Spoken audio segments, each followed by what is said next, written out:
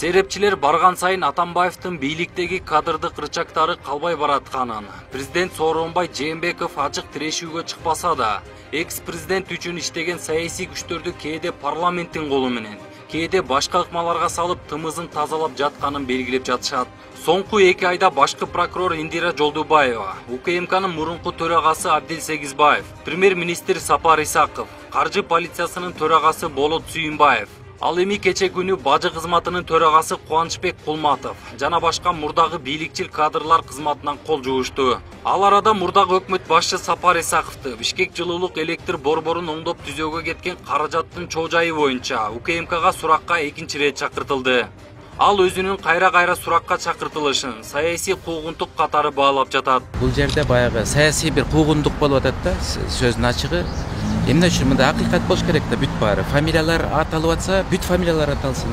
Кубанычбек Кулматов дагы өткөн апта соңунда УКМКга чакырылган. Анда Бишкек мэри болуп турган кезде ТВЕ компаниясы мектеп курулушу үчүн берген гранттык каражаттын максаттуу пайдаланышы тууралуу сурак берген. Андан көп өтпөй эле бажы кызматынын башчылыгынан кетет. Арызымды жазып бердим. Жасаган ишиң бирөөнө жагат, экинчисине жакпайт экен. Турмуш ушундай да. Бул жерде саясий маселе болду. Анын чыныгы себебин айтпай эле коеюн. Мен кабыл албай турган шарт коюлду. Аны аткара алганым жок. Ошондуктан арыз жазып бердим. Биздин бажы жыйымдарын чогултуу планыбыз 39 миллиард сом болчу. 3 айдын жыйынтыгы боюнча 3,5 миллиард сомду пландап ашыкча чогулттук. Бажы кызматы жыл аягына чейин ошол планды кармаса, анда 50 миллиард сомго чейин чогултуп коет. Мындан сырткары 3 жылдык программа түзүп, өкмөткө тапшырып койдум. Алмазбек Атамбаев президент болуп турган кезде Кубанычбек Кулматов улам бир жооптуу кызматка которулган, ийгиликтүү жетекчи катары таанылган. Талдоочулар соңку кызматтык бошотуулар жана суракка чакыртуулар баруу эле экс жана азыркы президенттин тирешинен келип чыгып жатканын белгилеп жатышат. Бирок азыркы сөздөрүн алып карасаң, ал бажы кызматына эми жаңы келгендей эле болуп жатат да. Ал кечегинде айтып атпайбы, мына биз жаңы бир схемаларды киргиздик. Мына айынан биз бажы төлөмдөрүн жыл ичинде бир 50 миллиард сомго чейин жеткирсек болот экен дегендей. Бирок ага чейин бул 3 жыл бою ошол кызматтарды жетектеп турганда эмнеге болбоду эле булар дегенде суроолор туулат. Жердеги бир бажы кызматы аябай бир коррупциялык чоң бир акчалардын агымы болгондуктан ал жерде мүмкүн анын бир жаңы бийликтин бир схемалары менен туура келбеген жагдайлар дагы болушу мүмкүн. Саясат талдоочу Айданбек Акматов, мурунку президент Алмазбек Атамбаев президенттик шайлоо алдында Жээнбековго артыкчылык берип саясий тобокелчиликке барган деген ойдо. Пикиринде экс-президенттин оюнда формалдуу ыйгарым укуктарга ээ болбосо дагы, четтен туруп байкоо салып, Жээнбековдун саясий чечимдерине кийлигишүү пландары болгон. Бул ойлогон Жээнбековду мен каалагандай башкарам, эгерде башкара албай калсам, өкмөт аркылуу мен таасир этем деп ойлогон. Бирок биздин Кыргызстандын же кыргыз саясатчыларынын психологиясында байкалып тургандай, президентке баш ийүү, аны бир кудайдай көрүү, бир аябай эң чоң неме көрүү биздин психологияга абдан сиңип калган. Ошондуктан бул жерде 2016-жылы конституцияны өзгөрттүк, ошондон айынан өкмөттүн полномочиясын көбөйттүк. Бир адам эч качан бизде бийликти мындай ээлеп ала турган болбой калды деген бул жөн эле сөз болуп калып атат. Бизде президент баары бир кааласаң каалабасаң эң бир борбордук күч болуп калып атат. Ошонун айланасында бардык калган бийлик бутактары тегеренишип айланышып эле ошол президенттин айланасында биригип калышат.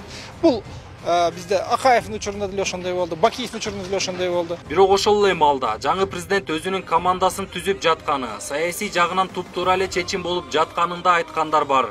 Негизи эле Алмаз Атамбаевдин командасы эң жакын адамдары жаңы президент шайланганда, инаугурация бүткөндө негизи өзүлөрү эле жаңы президент келди деп кетип калса, менин оюмча мындай саясий маданиятта жаңы бир кадам болмок деп эсептейм да. Мындан трагедия кылбаш керек. Жаңы президент шайланганда дүйнө жүзүндө жаңы команда келет. Эскилеринен да алып калышат. Кыскасы ошондой кылса, менин оюмча абдан туура болмок. Азыр болсо эми аны саясаттын эле кереги жокко, бирок жанагы УКМКга чакырып, неме кылганы ошол кичине мындай прессинг болуп калдыбы деп ойлойм да. Бирок эми жанагы тергөө көрсөтөт эми. Талдоочу Алмаз Акматалиев белгилегендей, президент Сооронбай Жээнбековдун учурдагы башкаруу стили өз нугунда кетип жатат. Анткени ал президенттик шайлоого катышып жаткандагы программасын, саясий экономикалык көз карашын ишке ашырууда өзүнүн командасын түзүүсү керек. Eski президент менен жаңы президенттин ортосунда жакшы мамиле болуп турганда мүмкүн Атамбаевдин деле муну моюнга алышыбыз керек. Атамбаевдин командасында деле күчтүү кадрлар бар болчу. Бирок эки президенттин ортосундагы мамиле үчүн ошондой кадрлар дагы кеткенге мажбур болуп атат да. Ошон үчүн бул жаңы жагдай.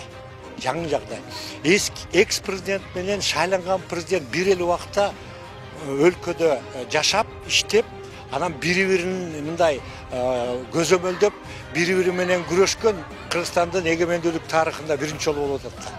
Ошон үчүн муну да басып өтүшүбүз керек. Анан экс президент кандай болуш керек деген дагы бир жаңы бир тажрыйба топтолуп атат. Экс президенттин тарыхтагы орду кайсы? Саясаттагы орду кайсы? Бул дагы жаңы нерсе Кыргызстан үчүн. Ошон үчүн мында сөз өтүшүбүз керек. Ошондой эле серепчилер мурунку жана кийинки президенттер тирешин 2020-жылда өтө турчу парламенттик шайлоонун алкагында кароо маанилүү экенине да токтолду. Анткени президент Жээнбековдун азыр жогорку кеңеште таяна турган стабилдүү партия же күчү жок. КСДПнын айланасындагы маселе чечиле элек. Бул президент Атамбаев өзү жетектеп кетеби акыр аягына чейин, же Жээнбековдор менен тил табышып, кандайдыр бир компромисске келишеби.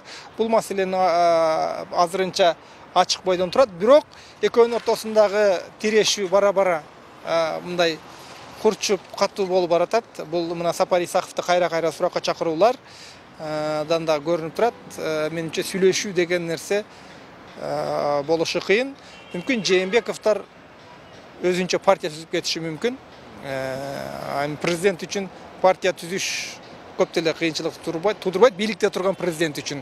Бүгүн бажы кызматынын башчылыгынан кеткен Кубанычбек Кулматовдун ордуна Алмаз Оңолбеков дайындалса, ал эми президенттик аппараттын соттук реформа жана мыйзамдуулук бөлүмүнүн башчысы Манас Арабаев кызматынан бошотулду.